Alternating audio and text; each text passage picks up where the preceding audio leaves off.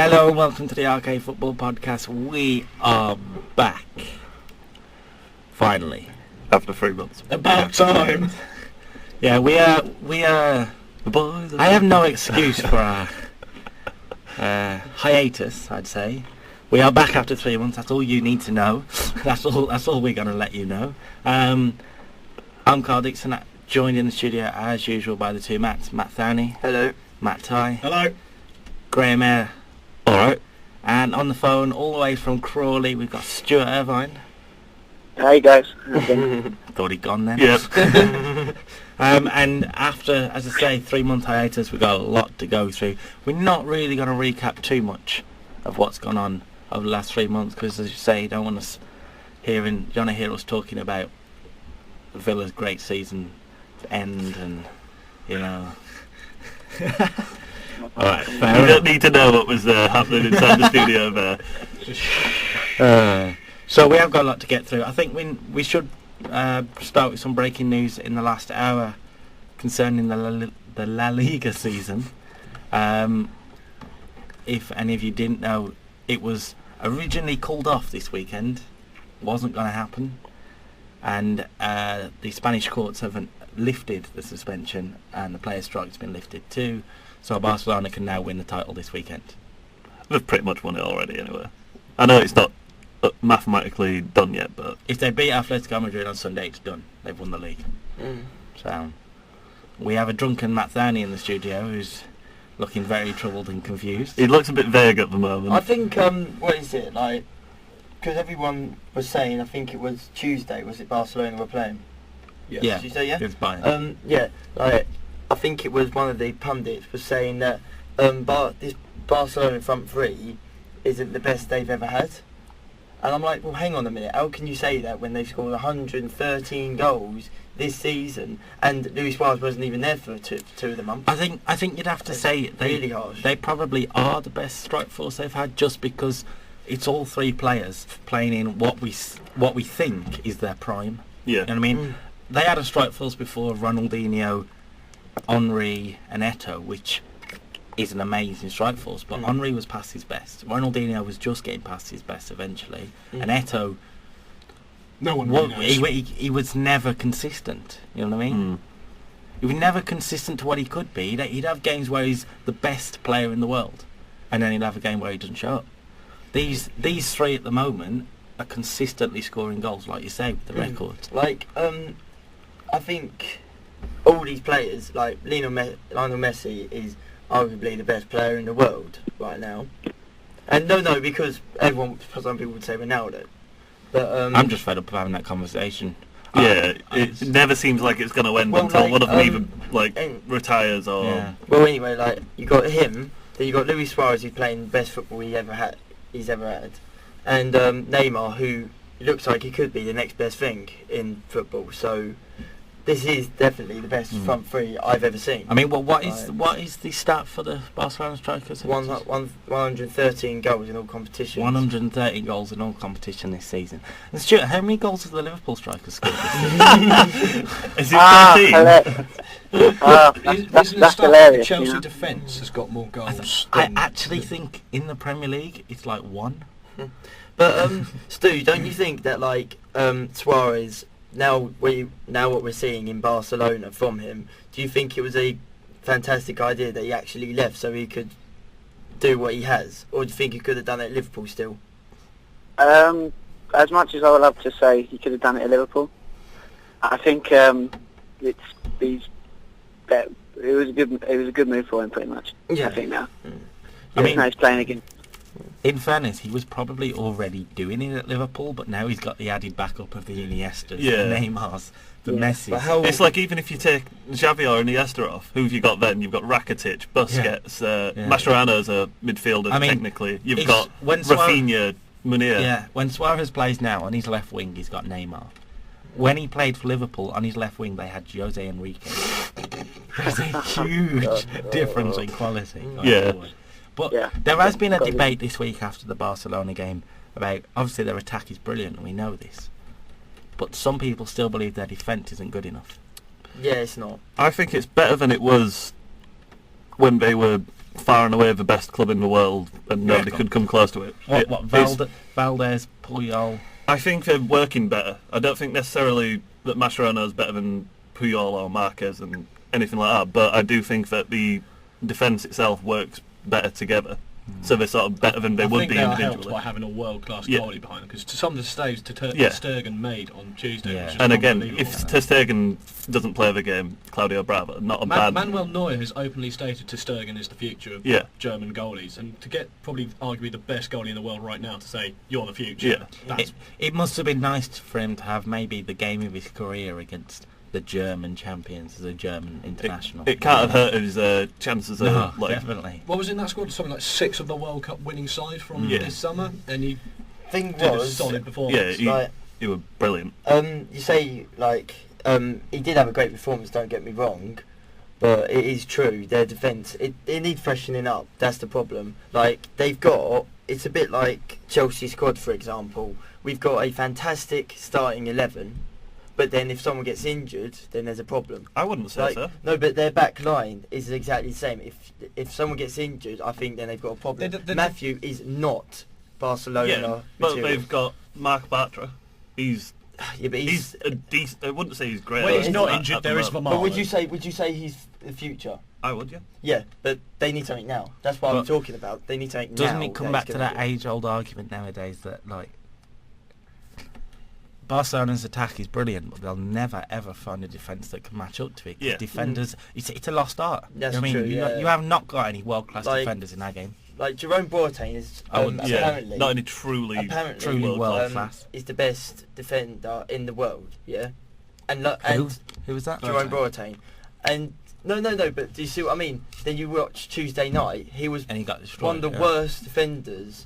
He was the worst defender. You got to think Barcelona's defence has improved in the last 3-4 years, because there's pretty much a very similar side that got absolutely thumped by Munich in 2013. Yeah, definitely there has been an improvement, but I'd say the last world-class defender was probably Cannavaro, and that's 10 years ago. Yeah. You know what I mean? Can you really name a world-class...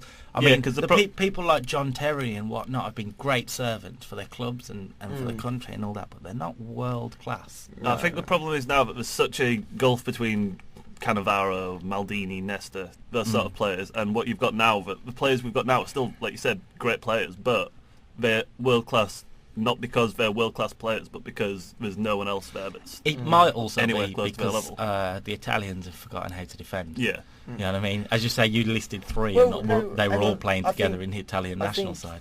I think that's a bit unfair. You say that. Juventus are the best defensive team in the world right now, I'd say. Italian football is actually getting better now. They're absolute. I thought Juventus... their league isn't that good, and to be fair, it isn't. Yeah. But now they're showing in the Champions League how good they are. That just states. I wouldn't say the Italian league's got that much better. No, the I'd say that Juve have got. They've gone like we were saying yesterday after they won the game. Not all that long ago, they were relegated to the second division and had titles taken off them, and now they got relegated because they were max fixing, not because of their talents. They were still in their squad was still the likes of Buffon and all that. But now they've come back and they're arguably top 5, 6 teams in Europe. I really enjoy watching the Italian league. I'd say it has improved over the last couple of years. Not dramatically, but it'll never get to the level of La Liga and Premier League. There's not the money there. They were saying with Juventus, a big part of their success is they went and built their own stadium, so they're not having to pay a fortune to rent a stadium from a city council or a company or whatever.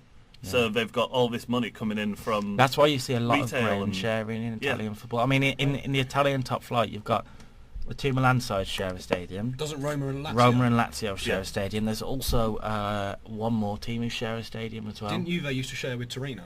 Yeah, that was it. Yeah.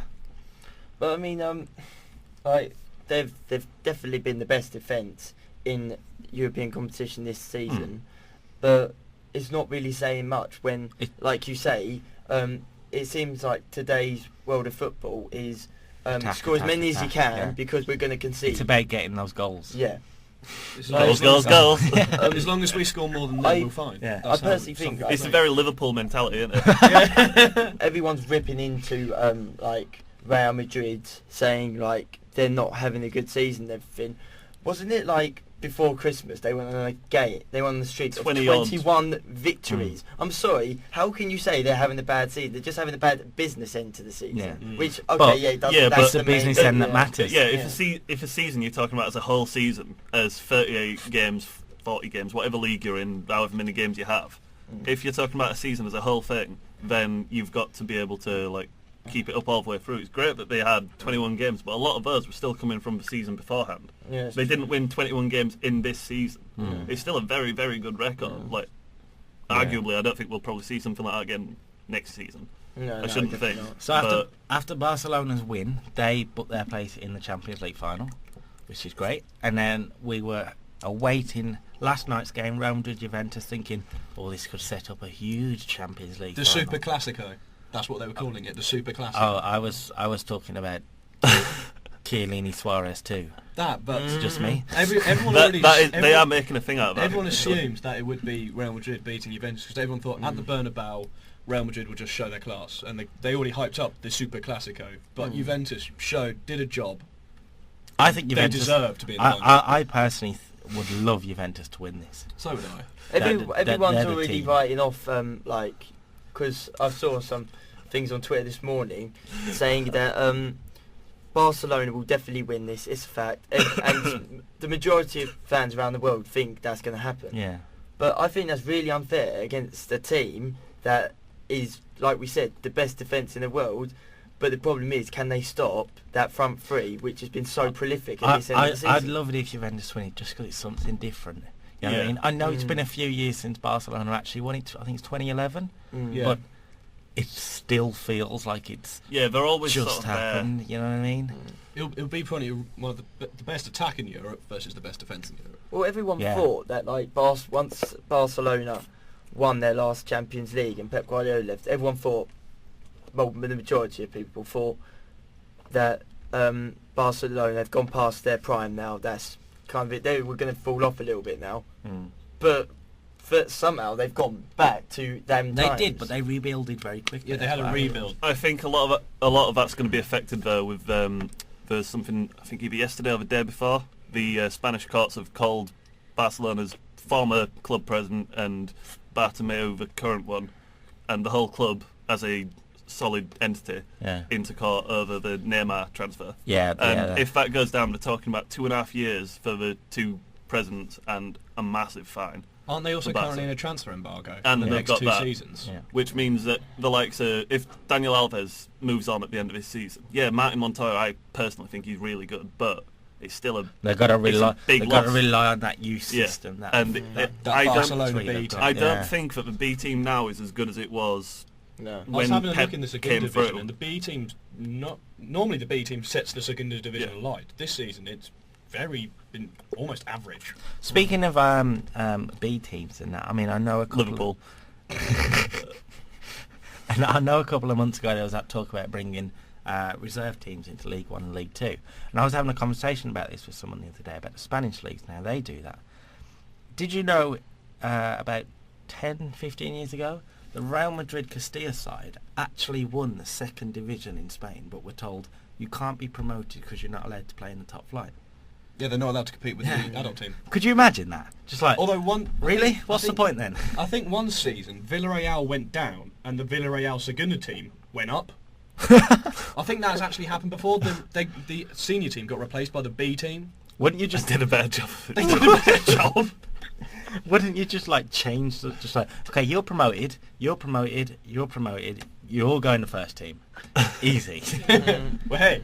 Oh well. So Stuart, do you think Liverpool will end up playing League Two football eventually? I don't know. I reckon there's a bigger chance of Villa. Oh. That's just, there's no need for that. There's just no need for that. I was going to mention, because it's the first time I spoke to Stuart since then, how did the semi-final go? Stuart? Yeah, about that.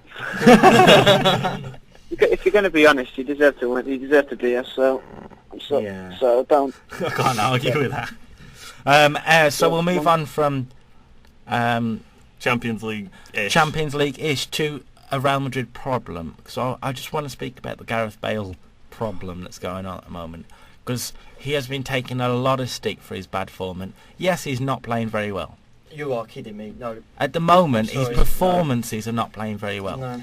No, he's been fantastic. I'm not on about all season. I'm on about just in terms of performances in La Liga and whatnot. In Real Madrid's eyes, in Real Madrid's fans' eyes, they've since 2003, when the thing of they care about quality of their football a lot over there. And I'm sorry, Gareth Bale is actually playing fantastic. It's just that the way he plays isn't the Real Madrid way. I don't really think he is. I mean, we talked about this yesterday and we got quite heated about it.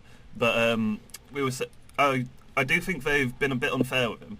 I don't think he's playing terribly. I just think that he's dropped off, to be fair, at the same time that Real Madrid have started to decline this season. And I don't think he's quite been, especially after a first season and being a world transfer record. I don't think he's lived up to the standard he set for himself. Yeah. The thing is, I was watching the game yesterday, and he played all right, but he did make a couple of mistakes. He missed he missed a few easy chances, and I've got some of the stats up. So Bale had 7 shots yesterday. Only Edison Cavani had more in a single Champions League game. He had 3 more shots than he's had in his last 4 Champions League games combined. He received the ball twice from Ronaldo, and made only just 1 tackle in the match and put in 1 cross. That stat there, the passing. He made a total of 35 passes, which is 77.1%, which was the 3rd worst of the team, ahead of only Hernandez, who played 10 minutes, and the goalie. Yeah. I wouldn't say he's been at his best. He's not been playing terribly, because there's that stat that's been bandied about today about the whole season. Like, Bale's got 13 goals and 8 assists in 30 games this season. Which most players would, if you said to somebody at the start of the season, here's 13 goals and 8 assists to end your season, and you'd be fairly happy with that. If you think about it, he's a midfielder. That's a good result for a midfielder. The player of the year in England, Eden Hazard's got 14 goals and 8 assists in 36 matches. Yeah, but so if Bale's having a bad season, what's Hazard having? There's a big gulf, at least in terms of the transfer fee Hazard went for, which is still a lot of money. I agree with you. And I do think as well, there's an article, it keeps popping up all the time on Sky Sports News, Willem Balag saying that basically the problem the fans have with Bale is, it's not that he's not scoring and stuff like that, he doesn't contribute defensively. And you can't argue with that. Which is weird, considering he used to play left back. That is part of the issue. So if you can't score, fair enough, but at least come back and contribute a bit more. It's like we were saying yesterday, Cristiano Ronaldo, when he first went to Real Madrid, he was getting all this criticism like Bale's having. And he doesn't go back defensively. Okay, yes, we're talking about one of the 4 best players to ever play in the game. But, and I'm not saying Bale is going to be on a level, because I think it's impossible right now. We're not going to have a player like that for a really long time again. But why is he getting... he's going to get his criticism, but I have a feeling that he's going to grow from that and become a much better player. And then they won't... Yeah, but they're not talking about in the future, they're talking about right now. And at the moment, like we said, he's not doing badly, but he's not doing what you would expect from somebody worth £85 million on I don't know how much a week. You expect a certain quality, and at the moment he's not quite there. Just a theory, because I mean, as much as Bale's not playing well, Ronaldo's not playing well lately either. You know what I mean? And it's much more noticeable as well. What I'm saying is, if the Spanish papers and the Real Madrid fans all tore into Ronaldo right now, Ronaldo would just go, I don't want to be here anymore, and he'd leave in the summer. They know that. So maybe Bale is the fall guy for the whole team not playing well. The thing is Ronaldo, like, he hits the headlines. He's hit the headlines after Christmas this season, not for his goal scoring like he was in the first half of the season, but for his attitude. I remember this one game, I think it was... Arbeloa, he scored... All the team was celebrating, and he just kicked the back of the net because he was frustrated that he didn't get the goal. Tap it I'm sorry, like, you're a player in a team, and don't get me wrong, he is the best player. He's the best player in the world as well.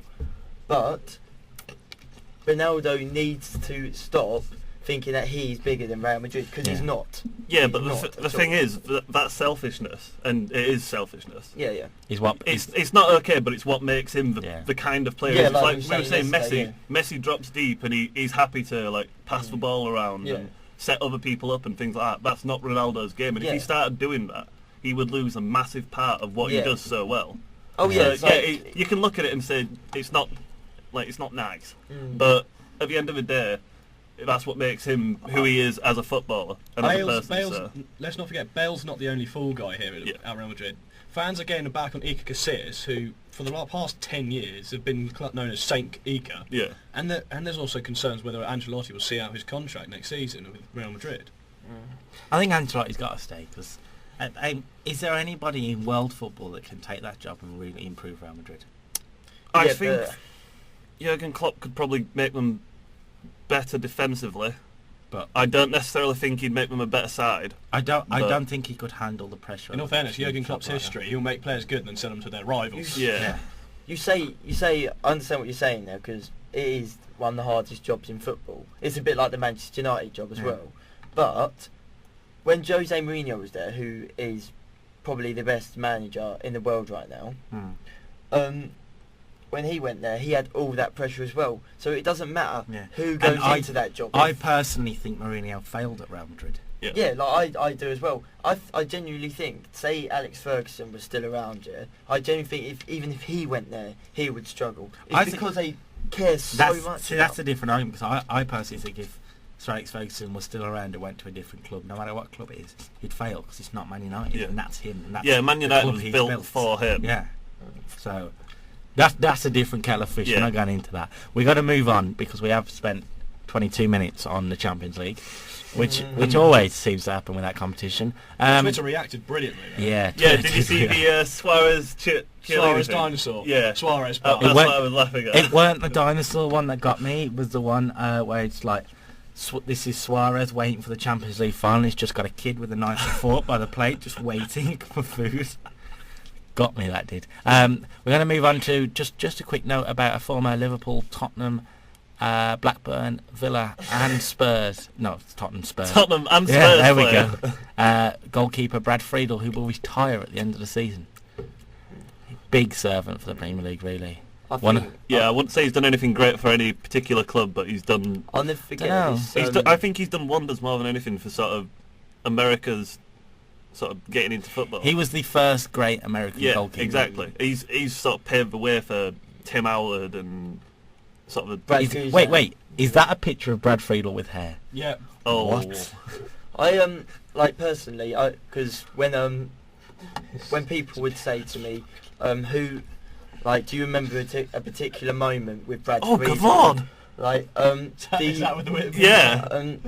Sorry. What is it? I think it was when he played. It was Blackburn versus Sheffield United, when both the keepers had an unreal game, and he was saved he was 2 penalties, didn't he? And he was absolutely brilliant. Arguably, at the prime of his he was career. Great for Villa.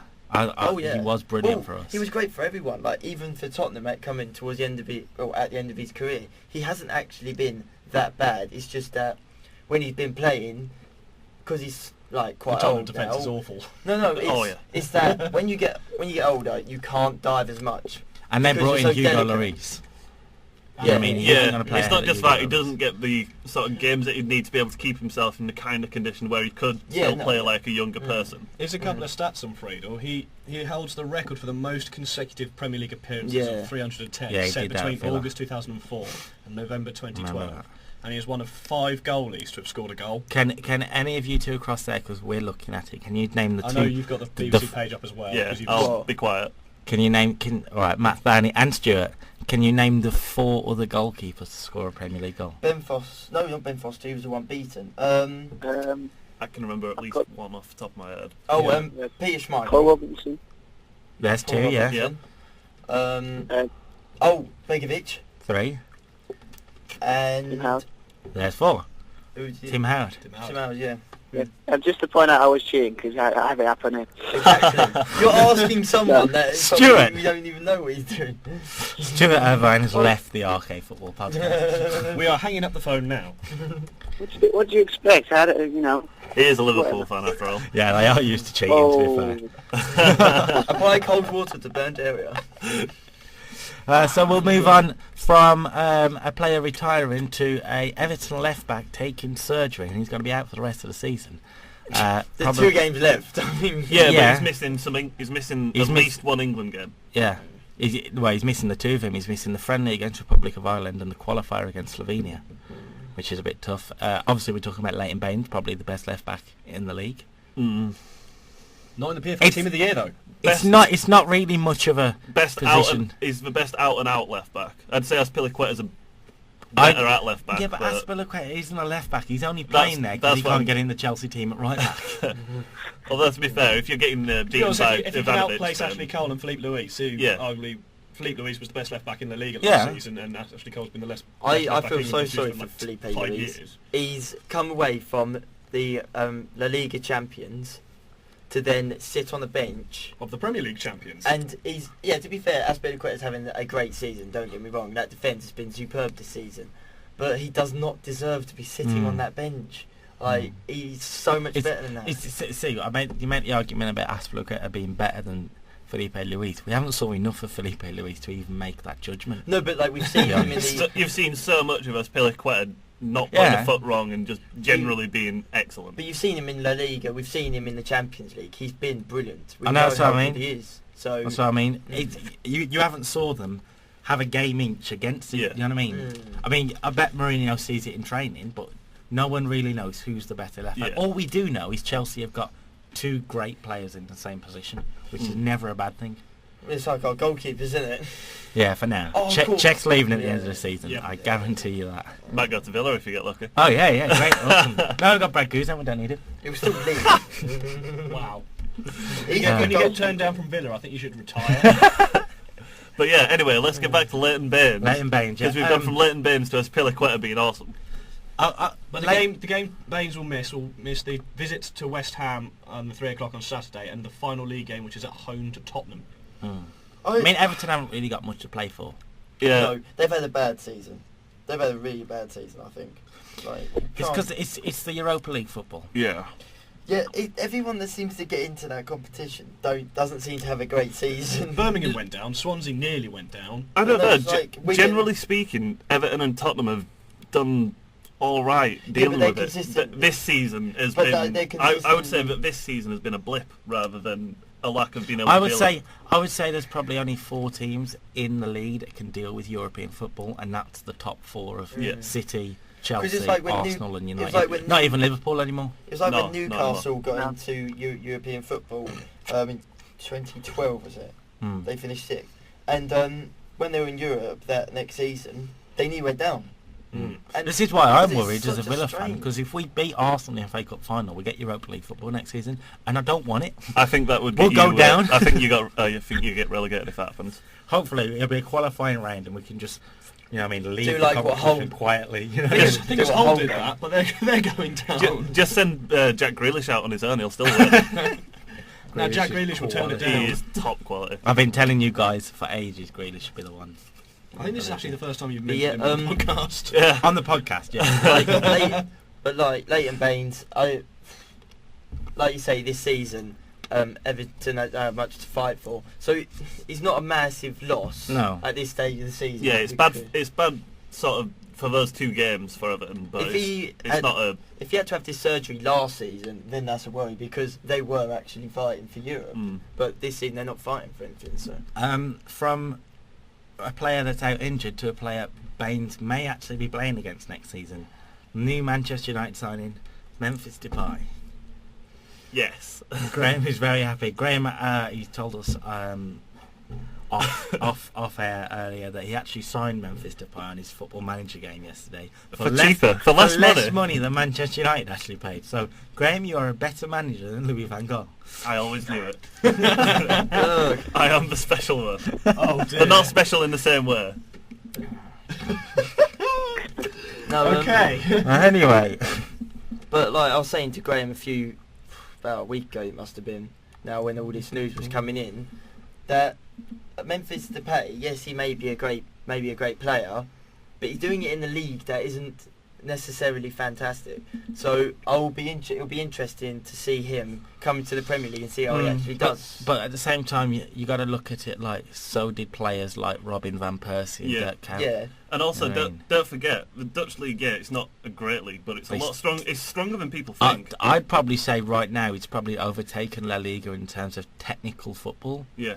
I was going to say, please don't tell me it's the best league in the world. I was about to say the actual football. If you're a pure football fan, that's the league you want to watch. I have watched a couple of the games in the Eredivisie, and it has been quite good, like the PSV versus Vitesse. Yeah, like if you just think about the players who've come out there the last 20 years. Suarez played there and came to England and was awesome, and now he's at Barcelona. Wrecking the entire league. Who's arguably the best striker in the world. Now you've got Depay coming out of there, £31 million. They don't pay that kind of money unless they're at least hoping. Well, the thing is, the initial fee is 24.6 million, with the further money coming from him depending on how well he does. The 21-year-old scored 21 goals this season and will sign a 4-year contract. And don't forget, he mostly plays as a winger for PSV. And you've also got to remember, he will play under a manager that knows him inside out. Louis van Gaal gave him his debut. I'm not saying that he won't progress, do well, because at the end of the day, I like to see players come over here and absolutely rip it apart as long as they don't do it against Chelsea. But what I mean is that there is that chance that he will be another flop coming into the Premier League, because that is a problem. It's a big risk for £31 million. For £30 million. The perfect example, despite what has happened in his personal life, Di Maria has not lived up to the £59 million price tag. Yeah, but I do think it's important with Di Maria to point out that when he first came over, he was superb. He was playing better than Hazard was playing. Yeah, but don't get me wrong. Also, don't forget. It's a bit soft, but his family were in the house when it got burgled. Yeah. He's unsettled, and any football, if Eden Hazard decided he didn't want to be in England anymore, I would argue that he would probably drop off. I'm not saying that hasn't affected his progression, because it would. That's a certainty. But what I mean is that before even that burglary happened, he never really. After Christmas, especially, never really had that performance that you thought, my word. I would say, though, since he's joined United from the start of the season, has he played in his favourite position once? And also... He did for about, I think it was about centre attacking midfield. 5-6 games he was playing in the position he wanted to, but then suddenly Wayne Rooney started actually playing really well. You'd probably say those 5-6 games at the start of the season, like I know they lost against Leicester, but he showed like the chipped goal. And stuff like that. He was the best player on the pitch in that game, I think. I think Di Maria, you can lose a game and still be the best player. He's probably the best in that position in the league. Centre attack. And also, don't forget, he's not been in the team all that much recently, and that's not. We don't know necessarily. They're playing him at wing back right now, and I'm like, we don't necessarily know that that's down to him being bad. It's just down to the fact that, for the moment at least, aside from the 3 games we lost, and even in most of those, we've dominated the game. And Mata especially. One last note on Depay. I just wanted to mention, this is my personal opinion, but I think the Dutch league right now is probably at the same level the French league was at when Chelsea signed Hazard. And Chelsea signed Hazard for, 30 million? 32 so the two deals are probably the exact same. So maybe in 4 years we're looking at Depay the way we're looking at Hazard now. Possibly. Chelsea and United were in the same sort of position at the time. They were both going for Hazard. So we got close to getting him as well. It's just ironic. So just point that out. We'll move from one Dutch star to another Dutch star. Toby Alderweireld. I can't even say Alderweireld. That one. I actually never realised. I always just assumed that they'd actually signed him permanently, but he's only on loan for Atletico Madrid. Oh yeah. I think they need to sign him permanently. Well, no. The thing is, I think it was it end of February? It might have been. I remember reading an article on Sky Sports with Diego Simeone saying we're keeping him, and because I would work in the pub and have all the Saints fans coming in talking about the football there, they were devastated when they heard that, because he is arguably, and in a few years, could be one of the best defenders in the world. But he needs to be at a side like Atletico. Oh yeah, he does. He does. I don't know. How much of a kick in the teeth is that? A defender's done so well this season, and then the manager's going, we aren't getting rid of him. That's a loan deal. That's what happens. Yeah, it's a double-edged sword, isn't it? But like, there's clauses within his current clause. There's clauses within clauses here. Saints have a 6.8 million option to buy the Belgium at the end of the season, or Atletico can buy out that clause for a further 1.5 million, then sell him off to the highest bidder, or choose to keep the player if they so wish. So in theory, Saints have the first dibs on all the way up. And if Atletico want to keep him, they have to pay 1.5 million for their own player. Yeah. That seems. I mean, like, how much was it? You said they will sign him for if Saints could get him. 6.8. He's arguably probably worth much more than that. Probably at the start of the season. Start of the season, 6.8 was up. We don't know how good he's going to be, so 6.8 is a good, nice round figure. He'll go for 15 million now. So if a PSG came in from 15 million, Atletico, if they wanted to sell, they go, all right, we'll give you 1.5 million, and we'll sell him for 15. We'll still make a profit of 4 million, 5 million, than what we'd make off the 6.5. I think for Alderweireld, I don't think he'll necessarily become one of the best in the world. I think he'll just be a very, very, very good defender. But I think he doesn't necessarily want to be at Atletico because, at least at the moment, we've still got players like Gurdon and who is probably Miranda. I think they've got plenty of other good players, so it makes it a bit more difficult for him to stay in the side. This is what Toby has said to BBC Solent. Oh, Toby. Southampton are in a good position because I know the club. They are very good to me. I did a great job for them, so we can have a good connection. I really like the Premier League. If Atletico want me back, I'll have to listen. I can't give an answer. I really don't know. Have you noticed he's saying? He says, "I did a good job." Not I'm doing a good job or I'm going to do a good job. Yeah, but he's been injured, hasn't he? Yeah, no, but he looks at it like, I'm done. Yeah. You know what I mean? I think he knows Atletico are going to keep him. I also think though that he's saying like I'd have to listen, not so it don't sound like the kind of thing of I'd want to go back to Atletico. It's sort of because he's contracted, so he ain't really got he ain't got a leg to stand on. The thing is, I know like he's only on loan, so it's not like Saints are losing out on much. They're just like losing a defender that was been great this season, but the worrying thing for Saints, and it does, like, really does must hurt Ronald Koeman especially. That defence could be non-existent next season. Jose Infante has had an unreal season. Could wind up at Liverpool. I saw something about them. And then Nathaniel Klein might go to United. Although the Southampton board has confirmed that they have started talks to extend Klein's stay at. Yeah, but Southampton. He's openly like said he wants to play Champions League football, and so it's going to be a hard one. They did say if Klein didn't start talking to him about a new contract this weekend, he will not play and he's out of training. He's done. They'll just let him leave the club like that. So they have had a lot of trouble. I reckon he's probably said, "Pay me this much." He's probably put really high money on it and go, "They won't pay me that.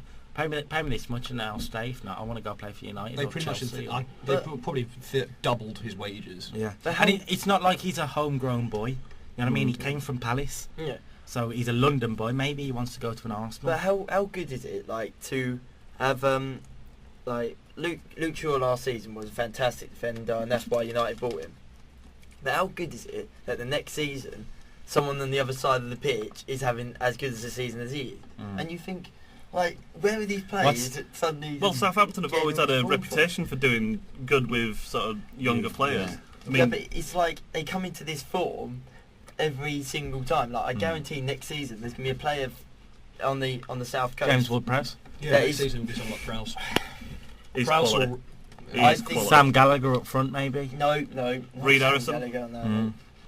Sam Gallagher is so overrated. That target bloke. I don't think he's gonna be a superstar or anything like that. Like I said about Alderweireld, he's just going to wind up, I think, if everything goes right, being a good Premier League player. But with Stu, would you have Nathaniel Klein at Liverpool if you could? If you had the money, would you have him? Christ, taking me and you there would be an improvement. Because the way we raise bloody players these days with Southampton, pretty much. Yeah, I would. I mean, like, why not? Who's your right back at the moment? Glenn Johnson.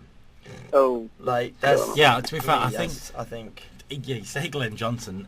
Rodgers has chose to play Emre Can there more than anything. A defensive midfielder. Back three. Yeah, so I better with a back three. Yeah, I think you'll find Klein would fit in perfectly. I don't know. I think Rodgers might possibly think three at the back is the better way to go. Well, play Klein as part of that. I think he's much better bombing down the wing. You could probably push him into being a wing back, but I don't think he'd be a sort of a natural at it. I don't think it'd be one of those. He'd learn it and he'd probably do all right, but I don't think he'd be spectacular. I think he'd be losing a lot of sort of, like we were saying about Ronaldo, a lot of stuff that makes him him. Yeah, that's probably fair. Matt's just got up in an article today that came out that Leicester City midfielder... Came out in the last 10 minutes, I reckon. Leicester City midfielder Matty James will miss the rest of the calendar year after learning he needs surgery on a serious knee injury. He was injured in the win over Southampton on Saturday. In which he ruptured his anterior cruciate ligament. He will face at least 9 months out. Jesus. That's rough. 6 to 9 months. Oh.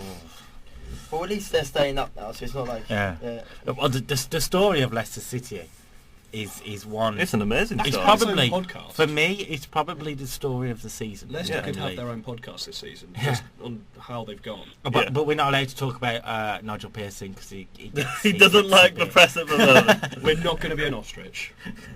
Does anyone actually know what was said? Because I only see a bit about the ostrich. I watched. He basically just said, "Why won't you talk about if your players aren't playing well?" You know what I mean?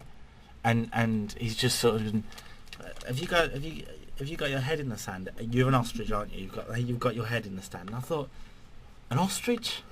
Really? That's what you want to call him? I mean, like, I think he's doing a thing of really. He knows he'll get himself in a lot more trouble if he goes. Yeah. But he apologised. He apologised, and then did you see the day after the BBC's Pat Murphy went in and just tore him to pieces?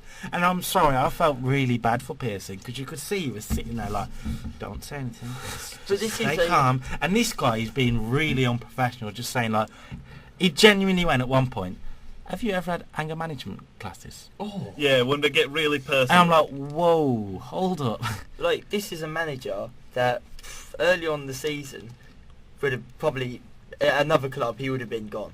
Let's not forget he was sacked for about half an hour. Yeah, he was seconds from the sack for a good half. But you have to give Leicester credit for keeping him. Yeah. Because it's his tactics that are keeping Leicester in the league. Like, fair play to also, like, I know they've gone down now, but fair play to Burnley with sticking with Sean Dyche as well. Like, I'm liking that the teams at the bottom, like, a few of them are actually sticking their managers. The thing is with Burnley, as much as they've got the money from the Premier League, they're still in a position where if they sacked Sean Dyche and brought someone else in, it would cost them more, and they'd still go down anyway, more than likely. But he's a great manager. I really do rate Sean Dyche. Sean Dyche is a good young manager, and that's painful for me to say because I generally hate anyone associated with Burnley.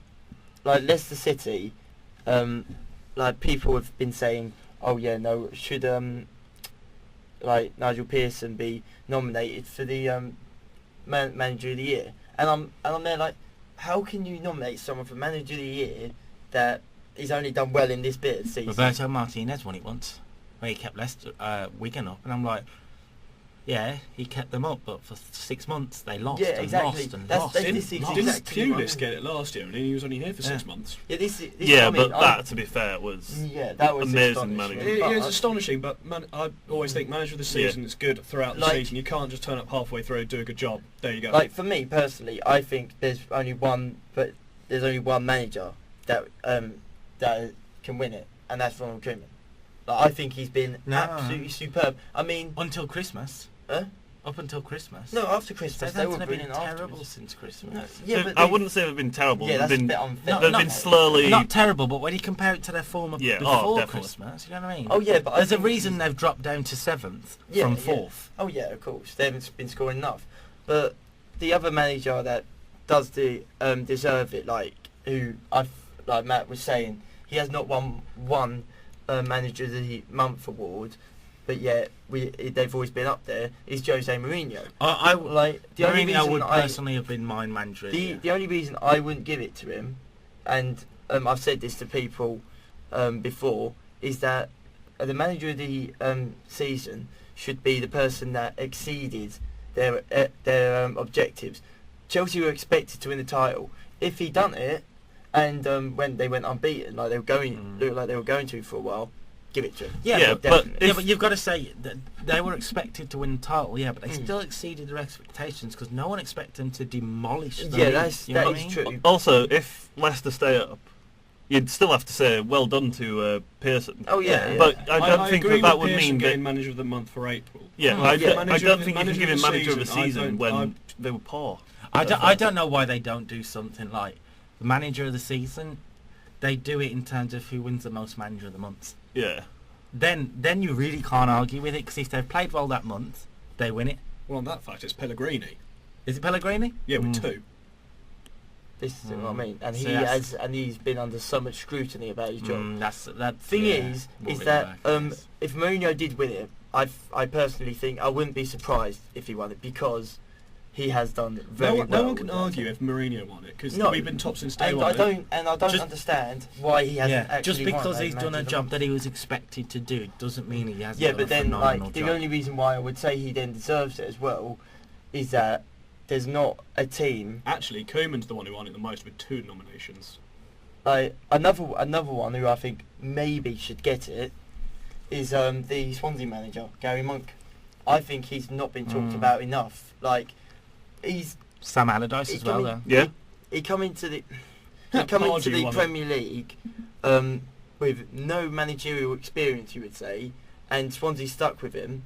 And what he's done with that squad is such an inspiration to managers that want to get into the Premier League. I think there's an argument for it, but just to mention on your point about Mourinho expecting to win it and I understand that, but wouldn't you say Hazard was expected to be the best player in the league this season? So because he has been the best player of the league, just because he was expected to, he shouldn't win player of the season?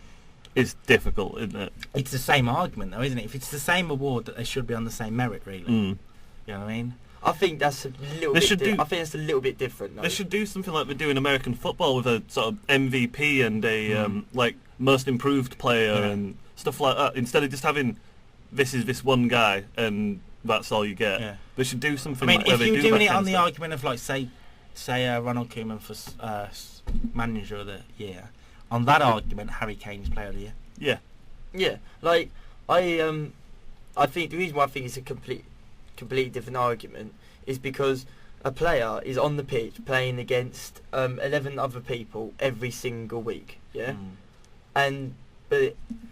So he has to try and do his best in every game to perform, and he has done that.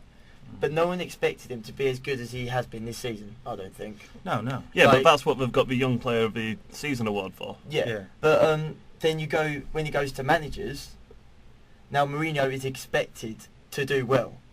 When next season comes around, I guarantee Roman Abramovich is going to want him to win the Champions League, and that's all he's going to want. I think that's unfair. So in that statement, he's not getting the credit he deserves just because we know he's good.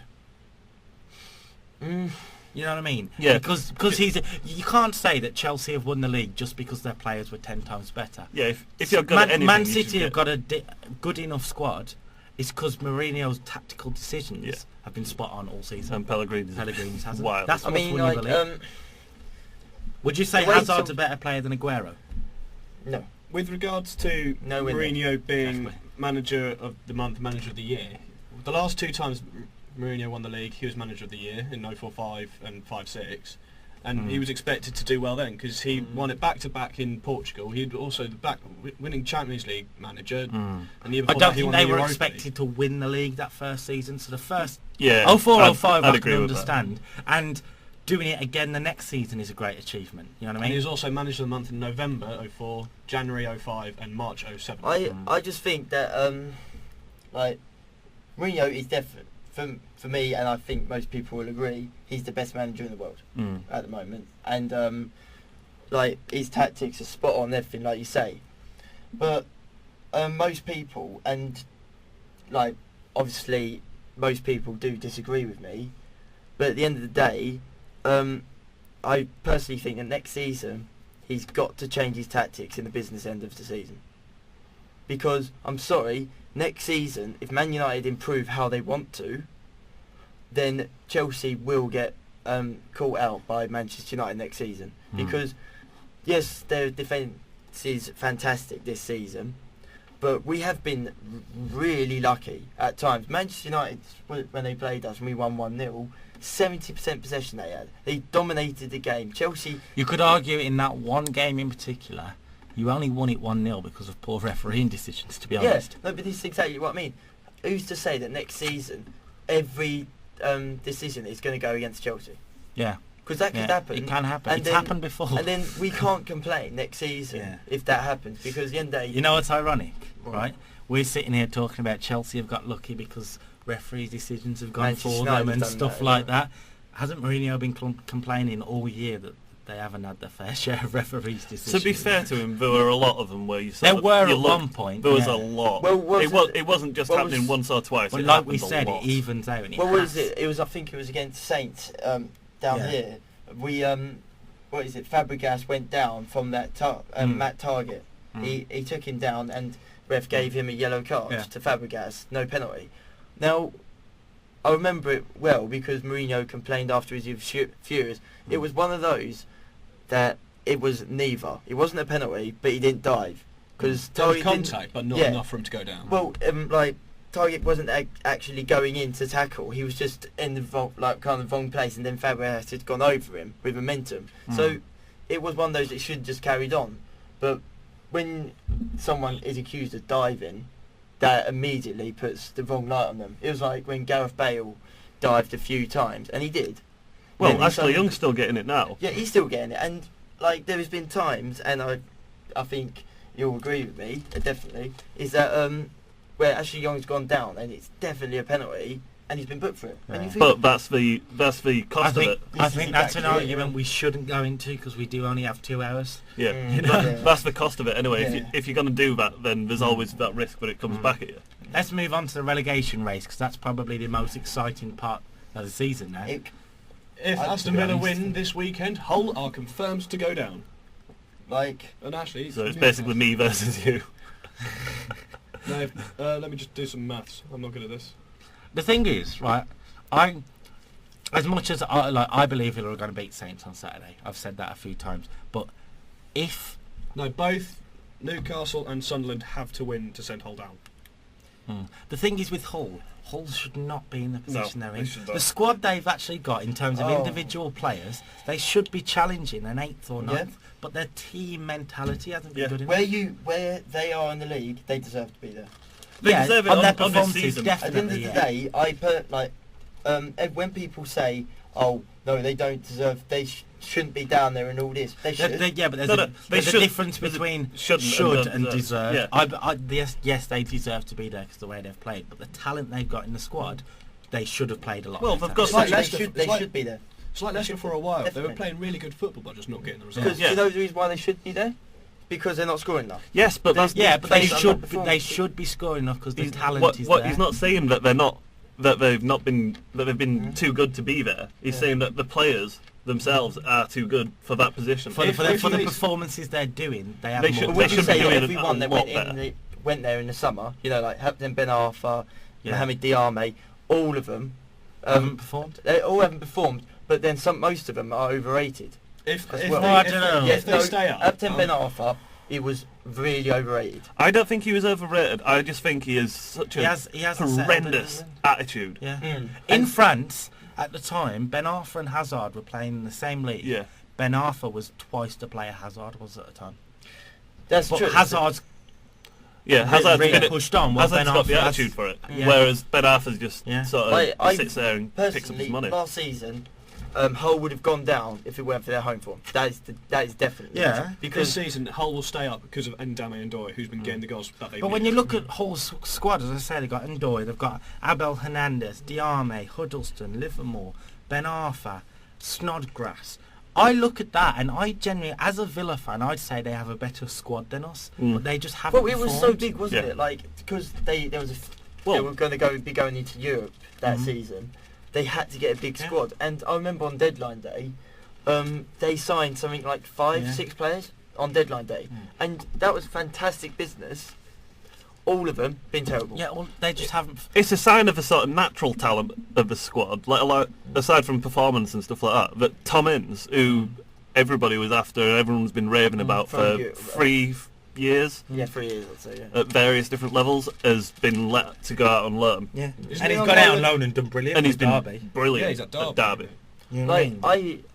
I think that yes, he was a player that everyone was looking at, and was a fantastic player at one stage, but they certainly deserve to be where they are, and they deserve to 100%. And you're never going to get an argument they on that. should be, because at the beginning of the season I said they'll go down because of European football, but that's not the case why they've gone down. The reason they've gone down is because they've been poor. No one in that side, apart from Ndoye, has actually had an iconic moment in the match where you think he is the reason we're going to stay up. Like Crystal Palace, everyone's giving praise to Alan Pardew, and personally, well done to him. He's done fantastic. But the player that's kept him up, Glenn Murray. Yeah, that's or Yenat Balassi. Maybe, yeah. But the last point on Hull I'd say is yes, they should be where they are on performances, but they shouldn't be where they are on talent. That's the statement. At the beginning of the season, everyone thought they were either going to go down because of Europe, or they were going to have a decent season. I personally thought they'd have a great season. I thought they were going to. I mean, Hull squad. I did think they were going to. Is one of those, like we mentioned, the Football Manager games. It's one of those where when you're starting a game, you'd love to go into that squad. Yeah. There's a number of top quality players, but they haven't got a top quality team. That's the difference. It is. You were saying about the team mentality. It's just it just doesn't seem to mesh. Just doesn't there. So we reckon Hull will go down and join QPR and Burnley then, yeah. Sticking with the Super Hoops, who's going to be their manager? Will Chris Ramsey stay? I think they need to get someone with experience. I don't think so. I think at the moment they're staring down the barrel of a massive fine for messing up FFP, and so they can't afford. They'd have to pay Ramsey a pretty decent amount of money, and then they'd have to pay whatever amount to get a good manager. Nobody wants the QPR job. Thing is, Ramsey's it's a poison chalice. Thing is, Ramsey's contract is only to the end of the season, so they could just let it roll out and get someone new in. But nobody wants it. Even then, I think Chris Ramsey, I think he could possibly wind up being one of those. It could go either way, obviously. But if they give him a season in the Championship and he brings them back up, he's done a great job. Go on. My issue with QPR is they're just so inconsistent with the managers. They've had 5, 6 different managers in the last 3 years. Yeah, but I don't think. I know no one really wants the QPR job, but just stick with Ramsey for at least a couple of seasons so he can build his team. When Harry Redknapp was sacked, literally nobody wanted the job. They offered it everywhere, and everyone went no. So they literally went, "Shall we just give it to the promote the academy coach?" You know, what is it like? I don't think it's the club that's the problem. It's the players. That's the reason why no one wants that job. Tell me one player, like next season, the likelihood is that Charlie Austin will not be in that squad because he'll be He's too good. They'd have to sell him anyway for the money. Yeah. No, but do you see what I mean? Like that's probably one player that you would say he's out of there. But apart from that, every single one of those players is past their peak. They aren't going anywhere in their careers. Or they haven't lived up to potential. Yeah, their problem is the same sort of thing as Hull's, but all of them are on more money because Joey Barton isn't ever going to be an amazing player, but he should have been enough better. Player not to go He's down. a good enough player for QPR at this moment in time to do a good job for him. Yeah. They've got Rio You've got Ferdinand. People like Matty Phillips and Junior Hoylett. Phillips has been good. Than they have. Phillips has been quite good. On the odd occasion, he hasn't been consistent enough though. Rio Ferdinand's a good. He's lost a lot of the pace and everything like that, but he's good. He's a decent player. Yeah, he's got the intelligence and the experience to make up for it. But they've got plenty of good players. Rob Green's a great keeper. Mm-hmm. They've got good players. It's just that they've got too many bad eggs. They've got too many Taraps and. Jermaine Gina said it perfectly. I mean, he's a former QPR player. He was there all last year, and he was on about how the clubs run. It's not run as a professional football club. It's literally just like they broke all these rules in the Championship. Fair play. It's literally like, we want Premier League football. Let's just throw all the money at it. Don't matter if we break rules. That's not how a football club should be run. Well, the thing is that a manager's he's lost 3 in a row. Let's sack him, bring someone else in. If someone was to come up to me and offer me either the job at Burnley or the job at QPR, despite the money that QPR have got, I'd go Burnley. Oh, definitely. Because they've got players there that have that hunger. That have the hunger to stay. If that's much. They also have a bigger stadium. And they've got a team rather than 11 players and 16. None of those QPR players want to be there. No. You can see it in the way they play. I absolutely hate that QPR. A couple of seasons ago, when QPR were going down, Barton tweeted, "QPR might be in the Championship, but I won't be." Yeah, it's stuff for the Championship. It's stuff like that as well, though. It's just a sign of it. Like there's too many players who just sort of, it's going badly, so I'm just going to take my ball home. Like, is that one kid when you play football? When he's annoyed, he takes the football home, and that's game over. That's QPR's entire squad, bar Charlie Austin and a couple of others. Well, schoolboy football, they got the fattest one in goal. Exactly. The thing is that Richard Dunn's in goal. Well, did you see? I think it was last week. They played 3 at the back, and they had 2 of the slowest centre backs in the entire Premier League there. Richard Dunn has never been fast, and now he's well into it. Hey, Richard Dunn is a brilliant goal scorer. Just the wrong net. Hasn't he got more own goals this season than Balotelli has in the league? He's the highest Premier League own goals. I think, what is it, like... So bad. The thing is that the perfect example of why QPR are where they are and should be where they are is because when they lost 6-0 to Manchester City. Now, other teams, when you're 2-0 down and you're fighting to stay up, you would be going for it. You would bomb forward and everything. There was not one moment in that match where QPR put Joe Hart under real pressure. I know it's Manchester City, and I know Sergio Aguero had a fantastic game, but that doesn't mean you can't go forward at some stage and have a go. I just want to check that Stuart hasn't fallen asleep, because we have talked a lot and not let him in. Stuart, you still there? Yeah. Stu, what's your take on QPR? What do you mean? Did they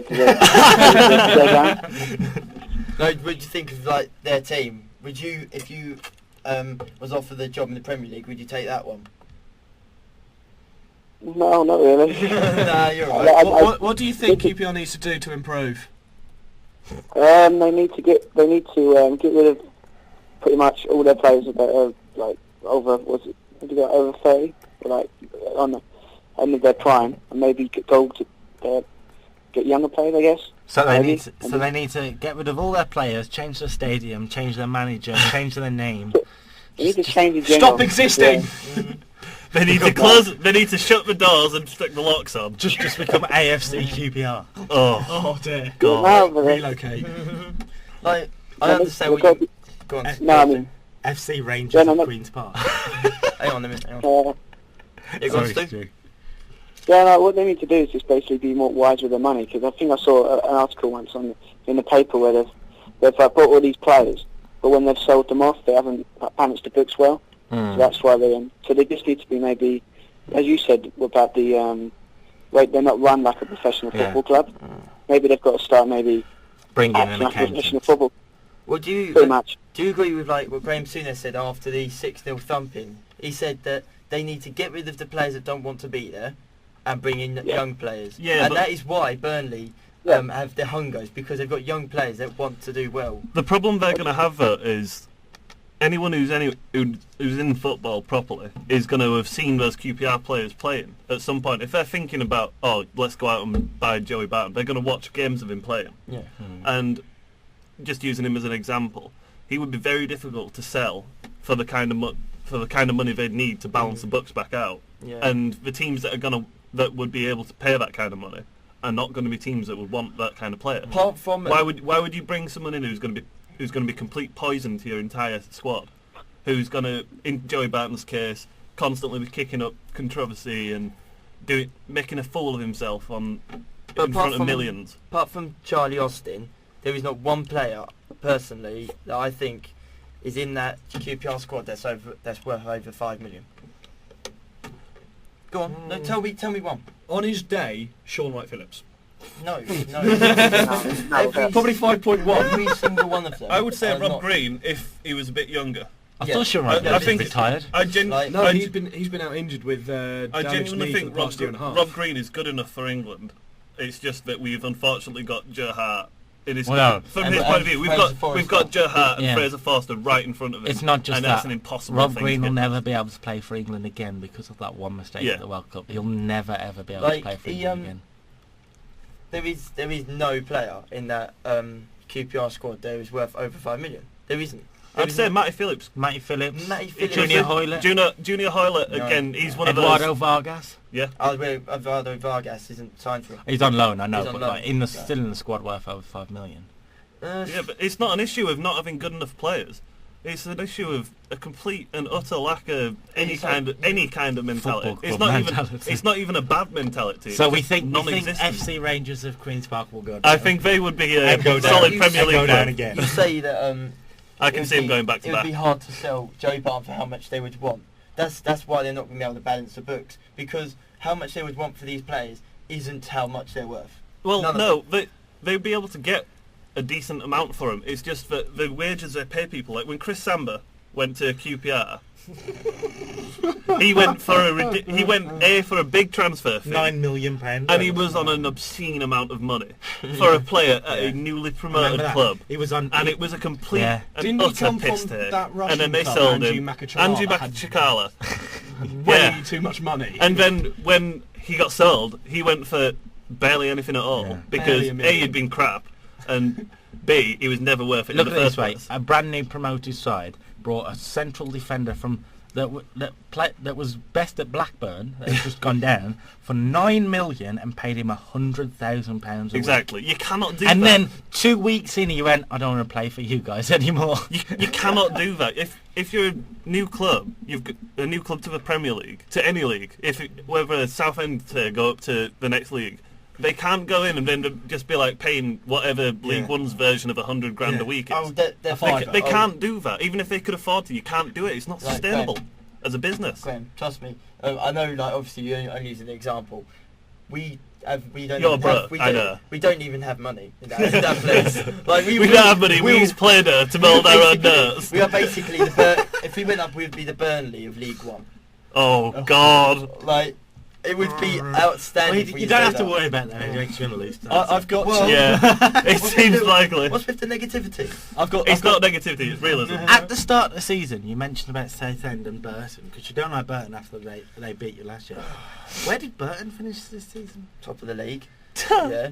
They really pushed on. Well, Southend. Yeah, we have pushed on. I wouldn't say you've pushed on.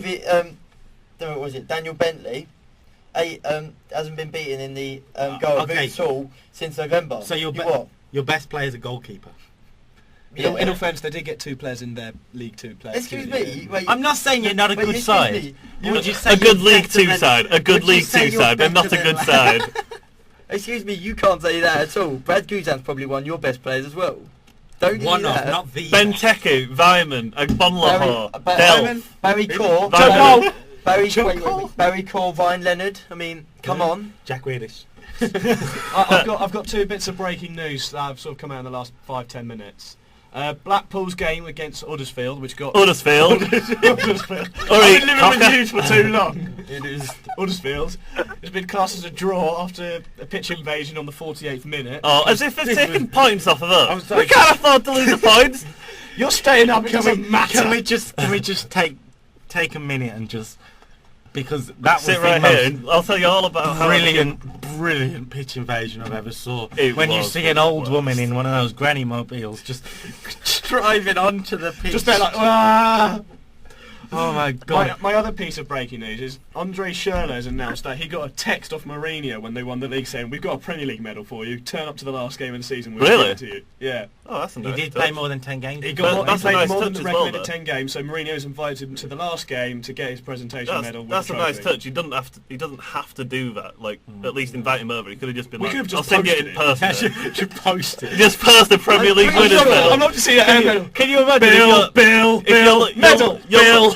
You're surfing through everyone's purse, making sure there's nothing that's going to explode or anything like that in it, and then you find a Premier League winners medal. You're not going to be like, "Oh, don't worry, Andre Schürrle, I'll make sure this gets to you." You're going to be like, "Nah." Could you imagine though? Because cash my gold. Exactly. I wouldn't put this past Chelsea. Could you imagine if they put the wrong number of address and it went next door? And just like, I've been expecting this foot massager.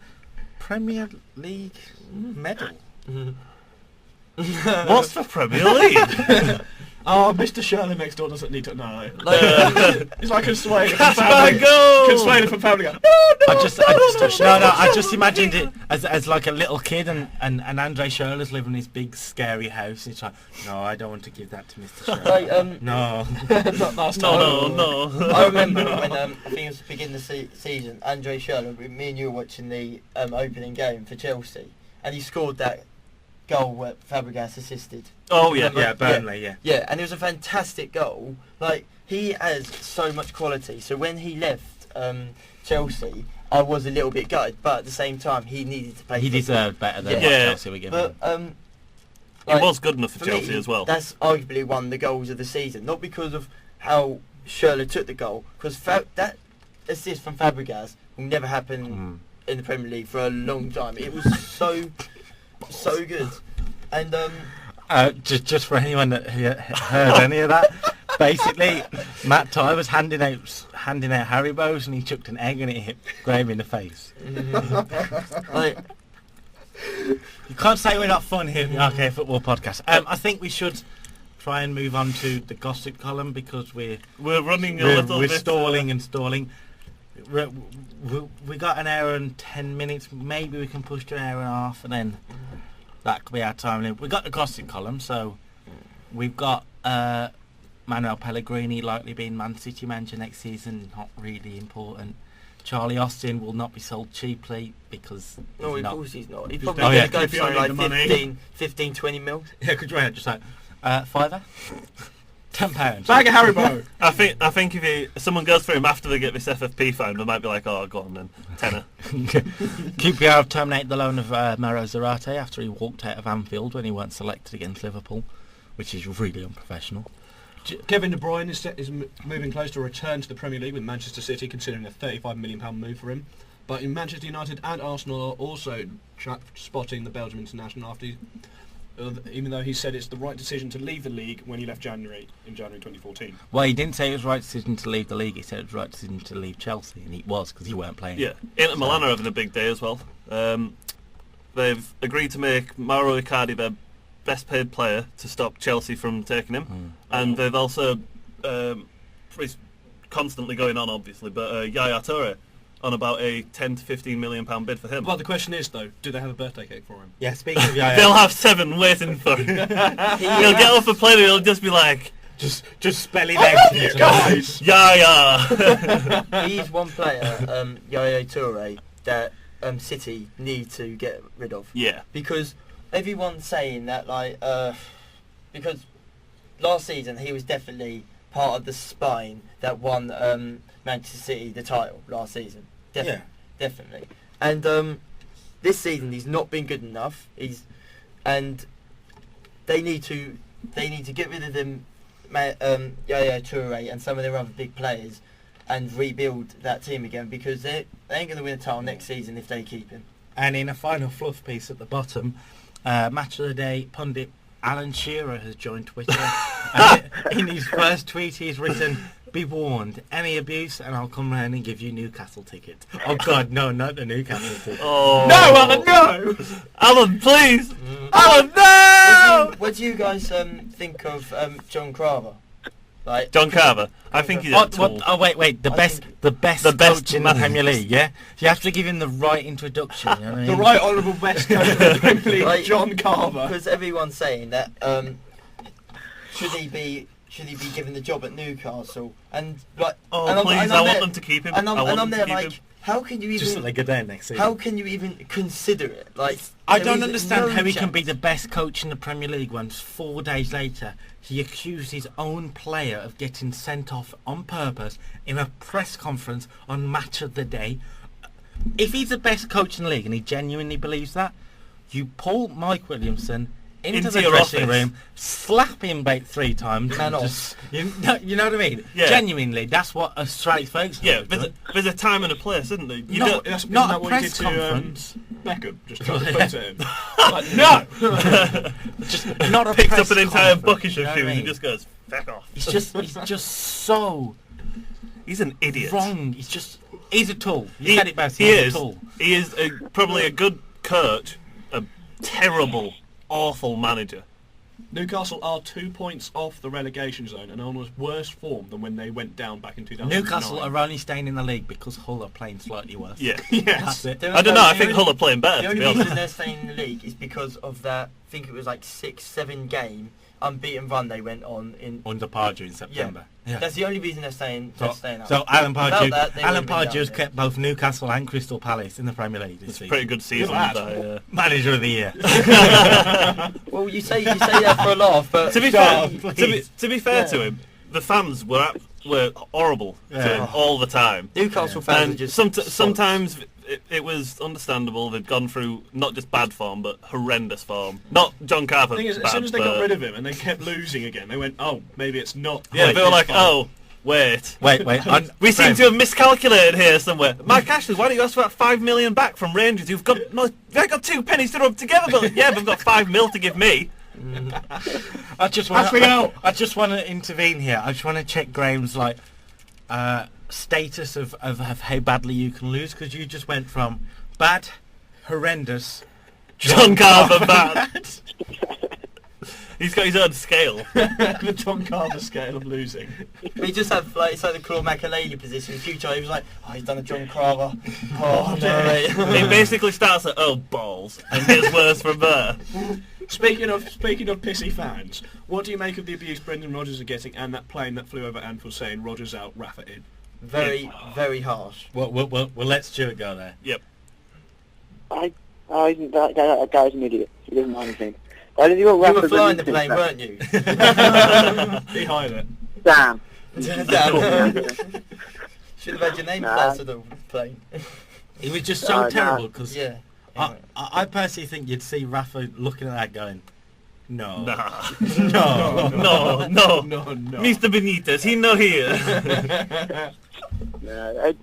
Just because this season we've obviously last season we just lost the start, and this season we haven't even been anywhere near challenging it. Everyone's thinking we're going backward, but last season was such a one-off, I think, for Liverpool. Yeah. If they are to do it again, the next time they do it, they will actually be genuine contenders for the next season. Whereas no one saw what was coming last season. Yeah, no. I just don't get why people say this. It's sort of what I say, a mediocre season. It's like last season was great. Brendan's first season was really bad. It was a bad season. This season's a mediocre season. Yeah, that was a pretty awful season. But so it's not. It's okay, I guess. It could be 10 times better, but oh well. Yeah.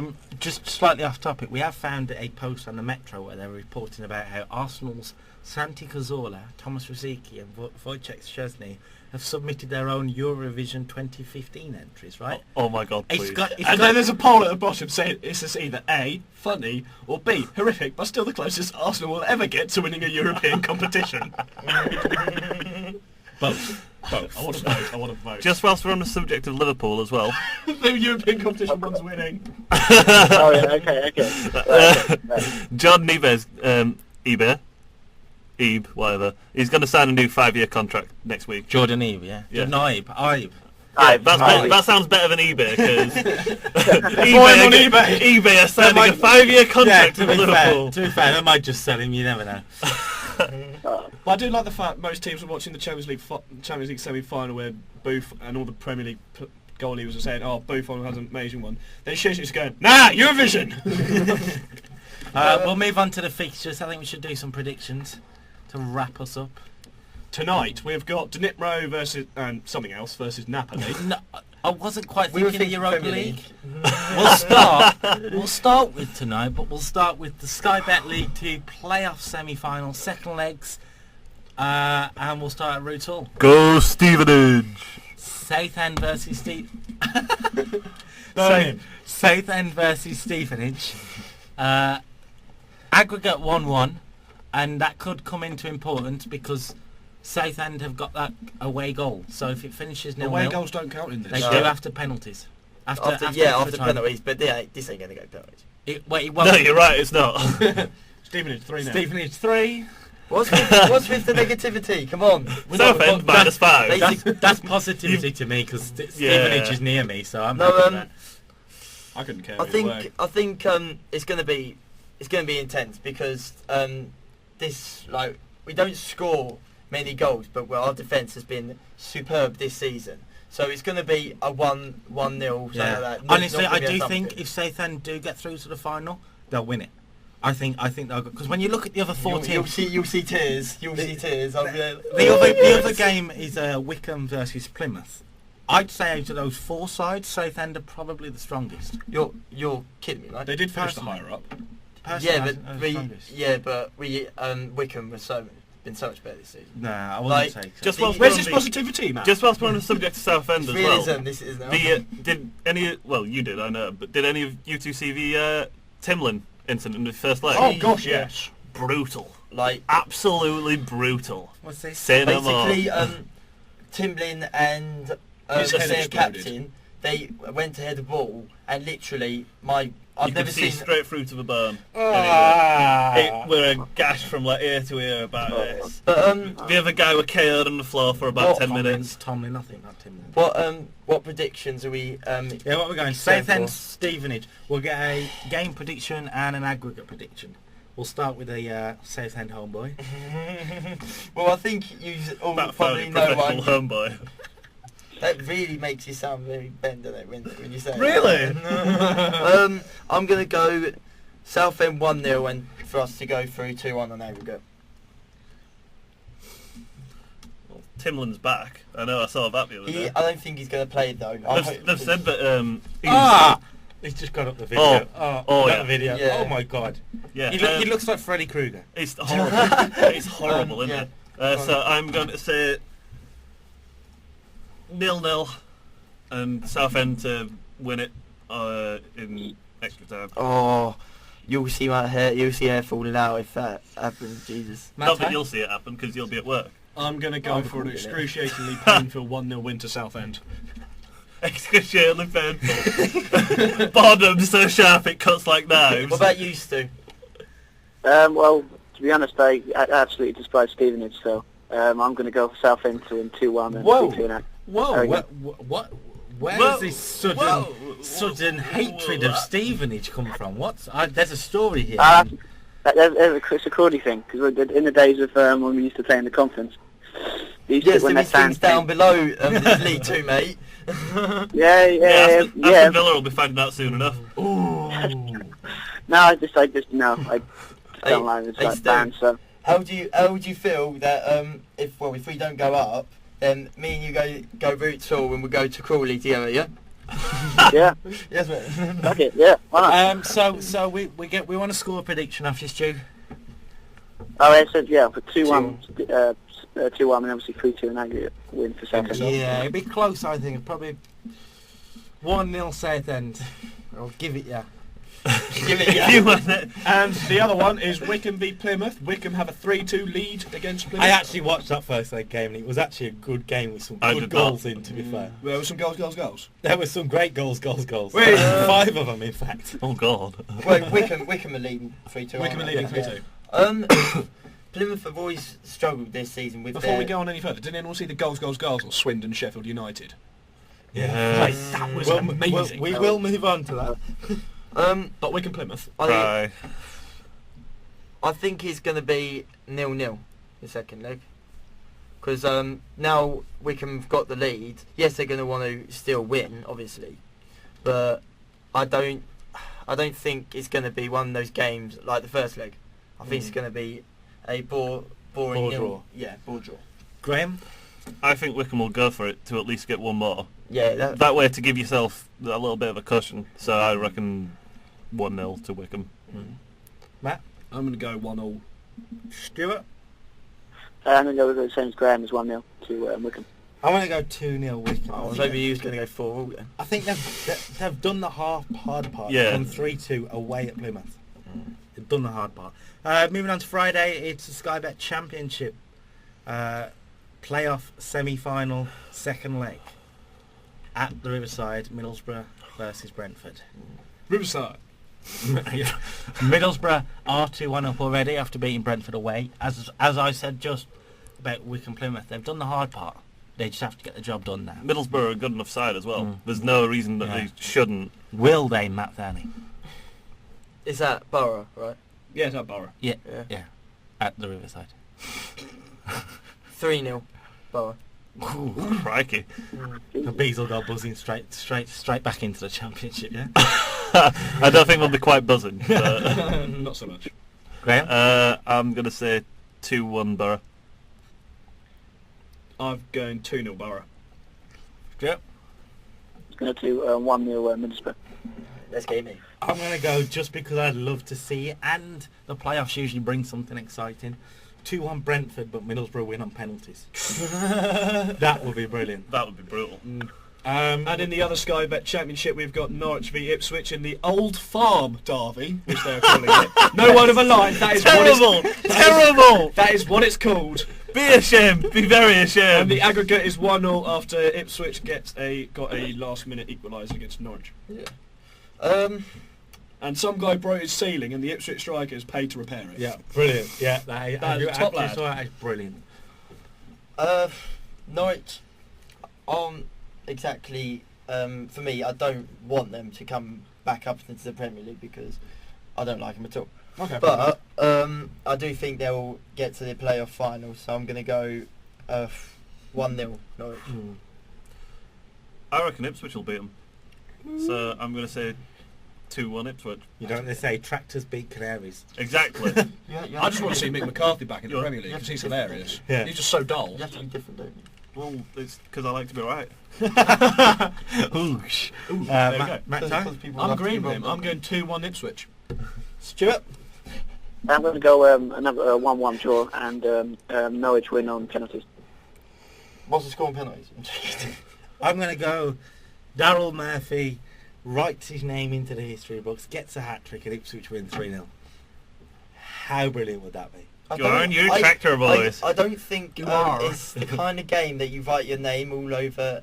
Yeah, I won't quite describe it as history books. Yeah, no, it's the semi-finals, mate. Unless they literally give him a history book and a crayon, in which case... And playoff semi-final against their nearest rivals. If he gets a hat-trick and sends them to Wembley, he'll be a cult hero. Accidentally colours the shirt in yellow. Oh, God damn it. Briefly touching on the Sky Bet League One playoffs, Preston North End will face Swindon Town at Wembley Stadium on one day. Come on, Preston. No, I actually like how they've played this season. Joe Garner's been unbelievable. I want Preston to win that. He says money. The League One playoffs have already been done, haven't they? They got played on Wednesday or Tuesday. Yeah. But so Premier League now, isn't it? Is that? Yeah. What we're saying we want because we're not sure when we're going to do the next episode. We haven't written in a date, so let's just predict the playoff finals themselves. Because the League One's there, as we say, done. Preston, Swindon.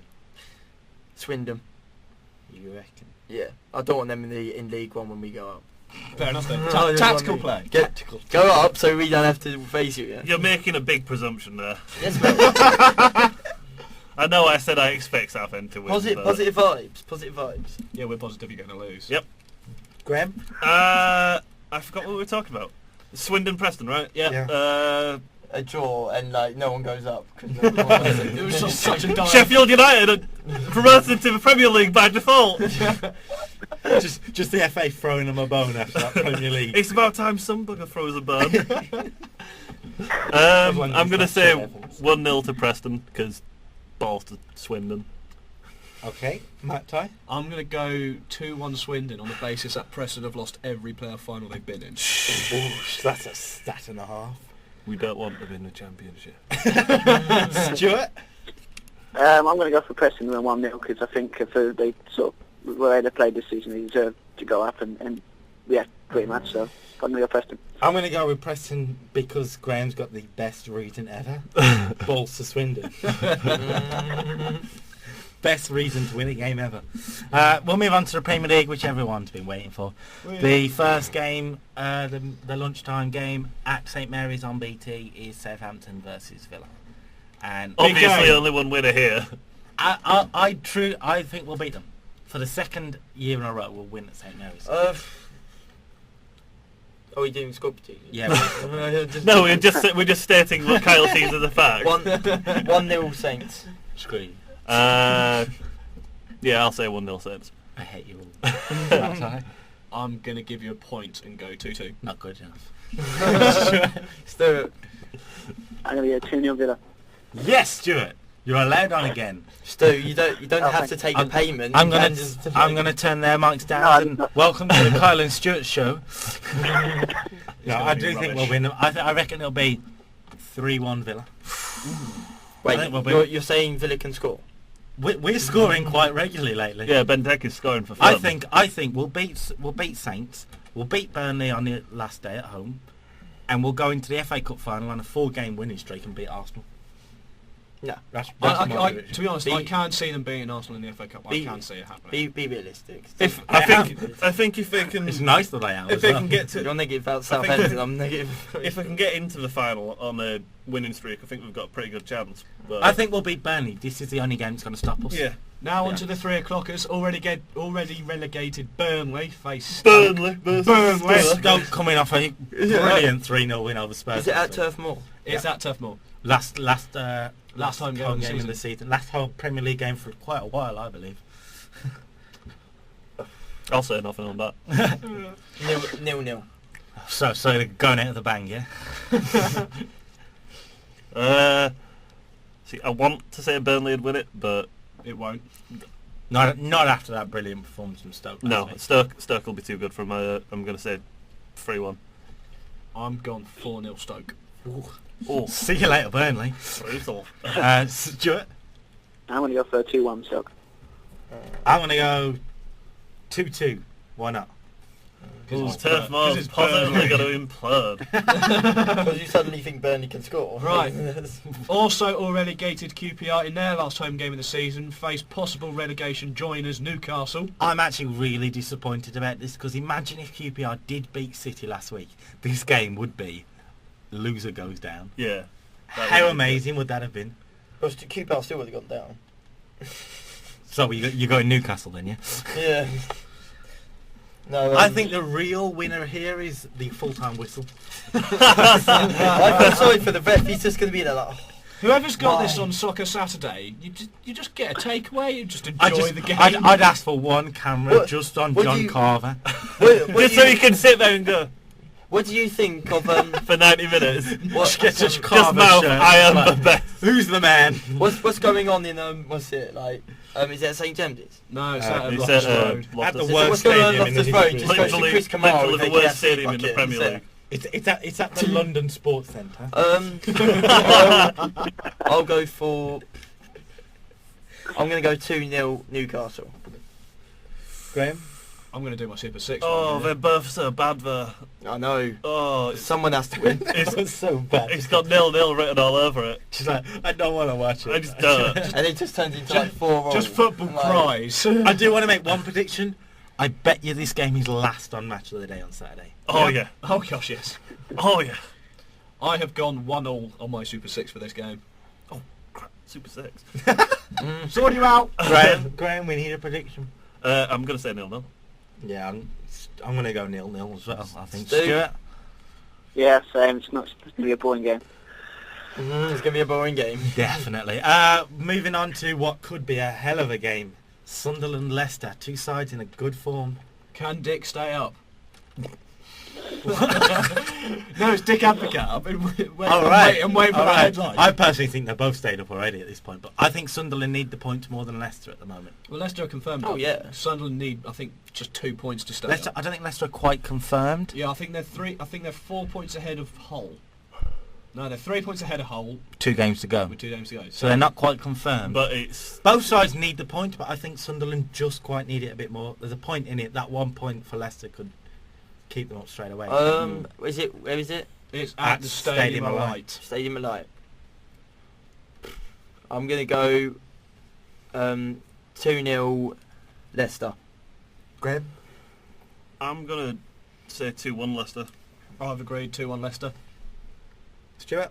I'm going to go draw 1-1. I'm going to go 3-3. Relegation 6-pointer, banging in the goals. Why not? Right. Goals. Tottenham are facing possible relegation candidates Hull. Oh. Hull need to get a win just for a chance to stay up. That reaction there. The thing is though, last weekend, because last Saturday anyway, the two worst teams last Saturday were Tottenham and Hull. Yeah. You know what I mean? Hull lost at Burnley and Tottenham lost 3-0 well, at Stoke. I mean, when you talk about like teams you would want to face if you're trying to stay up, Tottenham would be one of them.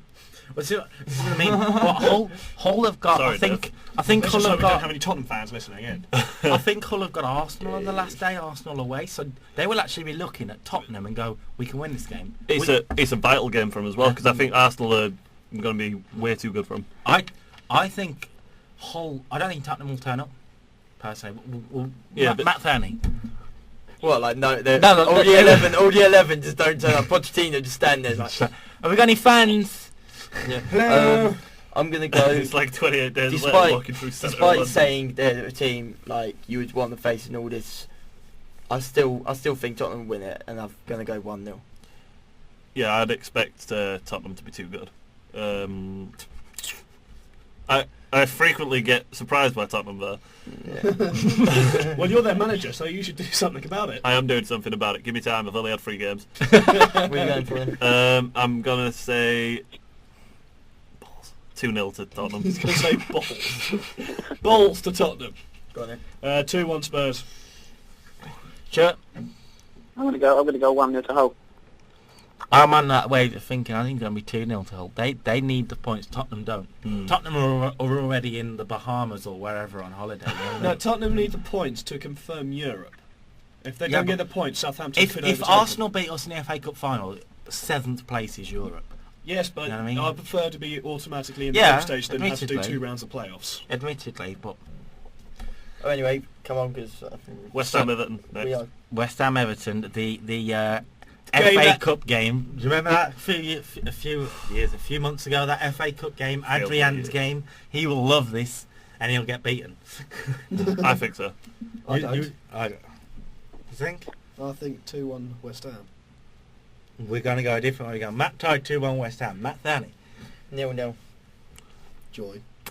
Joy to the world. I'll go 1-1 actually. Stuart. I'm gonna go 2-1 Everton. Oh, that hurt you. That hurt. Did you hear the tears falling down his face, splashing against the phone? I'm going to go 3-1 Everton. And in his last ever home game at Anfield, Liverpool versus Crystal Palace. The thing is with this, Crystal Palace ruined Steven Gerrard and Liverpool's season last year. Yeah. Will Crystal Palace do it again? Imagine if he slips and falls in this game. Oh, No. Steve Gerrard.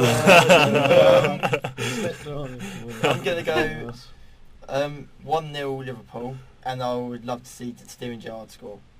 Love to see it, so I'm going to go him to score as well. See, that's for the romantics, but will it actually happen? Graham? I'm going to be an arse and say 2-1 Crystal Palace. I've got 1-0. Gerrard concedes the penalty. Exactly. He slips and falls and breaks Bolassi's leg. No, we like Balassi. I like Bolassi, but it'd be the perfect kind of It'd be like... lost. Anyway. 1-0. Stuart? I'm going to go crazy and just be like 3-1 to Liverpool and Gerrard gets hat-trick. What? You've just ruined any credibility you have, Stuart. Yeah. You're off the show. I had credibility.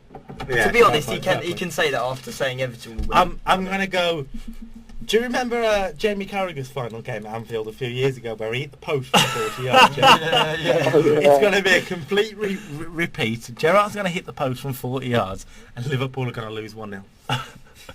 Right, now on the Super Sunday, Manchester City travel to Wales and face Swansea. Travelling to Wales. Wait. No, this is the Wilfred Boney derby.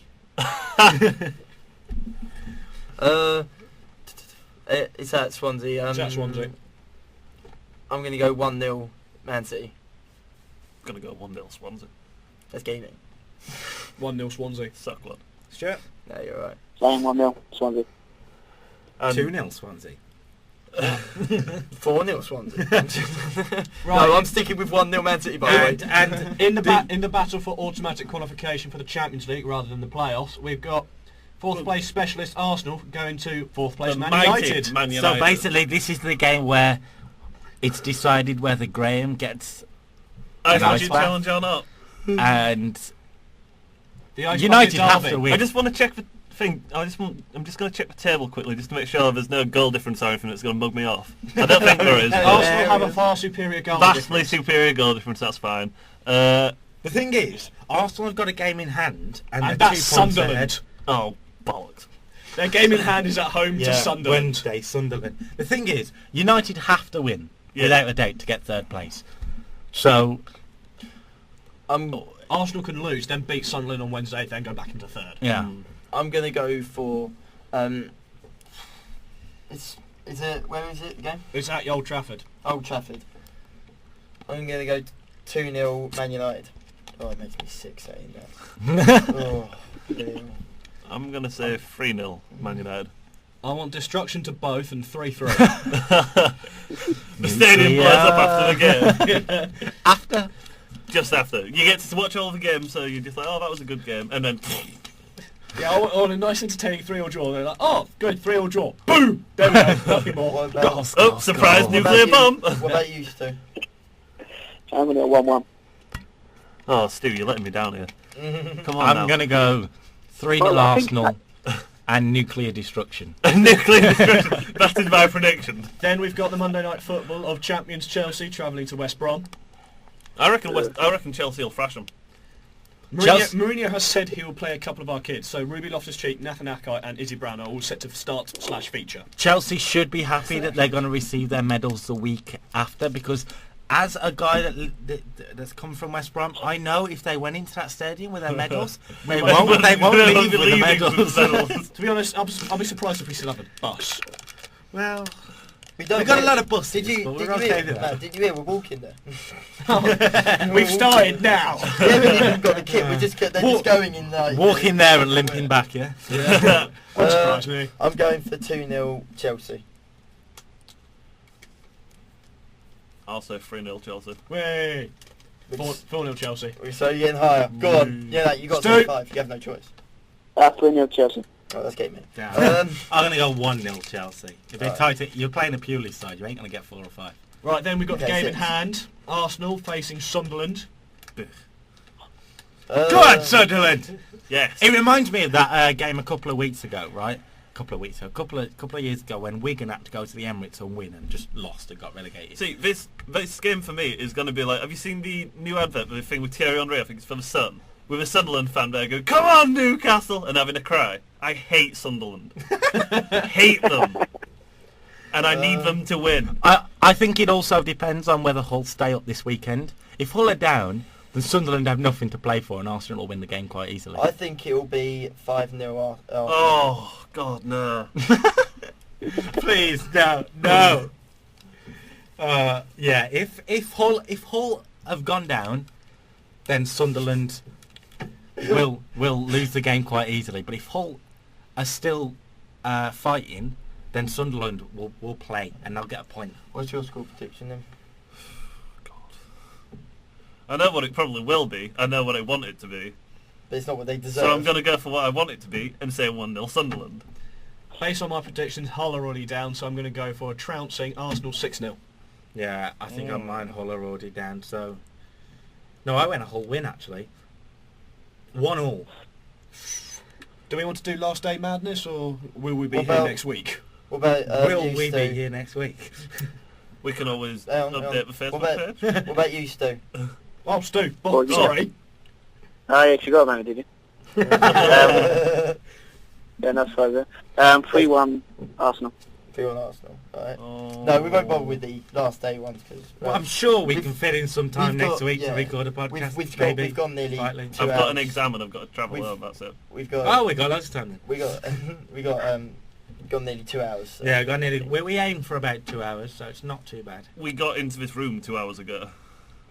Yeah, it smells. Well, we did. Yeah. The lift was broken. Yeah, do not. For anyone that doesn't know, Matt's a cripple, and Matt is currently on crutches. He's not a cripple. He's just on crutches. We'll beat that out. It's fine. I wasn't helped by the fact. I wasn't helped by the fact while Matt was ringing the ambulance for me, he decided to kick my injured foot. It was an accident. You arse!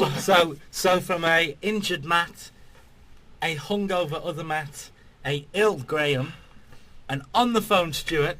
Relegated Crawley, just want to put that out there. Oh! Shots fired. Is that really the last thing you want to say to him on this podcast? Yeah. Well, that's no, that's it, man. It's over. It's over. Friendship over. Restraining orders. We should call it that, and whether we're back next week or whether we are back at all. That's positive. Sure. Positive vibes. Well, I just know what we're like. I'm sure you enjoyed these 2 hours and these 2 seasons before. And remember, if Manchester United don't finish third, we will have an ice bucket. And it will be posted. While we're on the subject of ice bucket, did we agree or not Thowney's doing an ice bucket because of the Crystal Palace Tottenham game? I think we did. We agreed on something and he never did it. See, to be fair though, like I never. To be fair, I've had this hanging over my bloody head since Christmas. Yeah. No, it wasn't even me that suggested the bloody thing. It was him. You agreed to it though. No, I didn't. Yes, you did. No, I didn't. I never said, yeah, okay, let's do that. You just did. I'm going to edit. I can edit. You just get a random voice in that podcast that's going, yes, I definitely agree to that. If any of our fans actually want to sit through whatever episode it is, it's Christmas special. No, the one, I think it's the first one after the Christmas special, or the second one where we do the Crystal Palace Tottenham game, which is at Selhurst Park. Does Thowney agree to an ice bucket challenge or not? If he does, excellent, we'll make that happen. If he doesn't, we're still going to make it happen. Because I live with him. And remember, make sure you follow the blog, the Twitter and the Facebook for all the news reviews. The Facebook. And the Facebook, yeah.